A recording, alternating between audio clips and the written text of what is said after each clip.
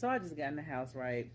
Went to this spot called Something to Whine About in Cincinnati. It's a really cool spot.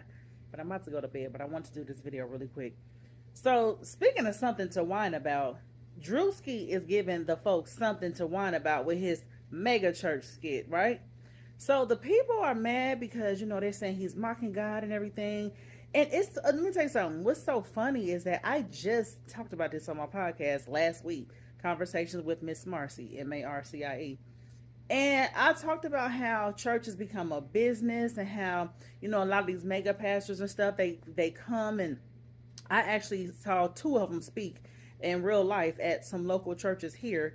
And they were asking for X amount of dollars, like, oh, God told me to tell X amount of people to give this amount of money, this, that, and the third, and I talked about that. And I talked about how pastors live like they high on the hog, they dress nice and they wearing nice, they driving nice cars and stuff. And nothing's wrong with that. But I'm just saying, like, it does come off a certain way.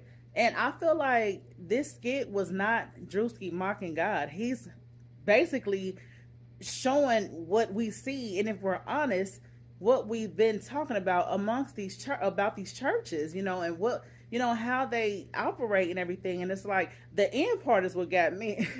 He counting all that money, and then when that man walked up to the car. But I'm just being honest. I'm not mad at the skit. I'm not mad at the skit. I feel like it's just what it is. If we're honest, this is what we see. This is how church is perceived now. It's like more performative than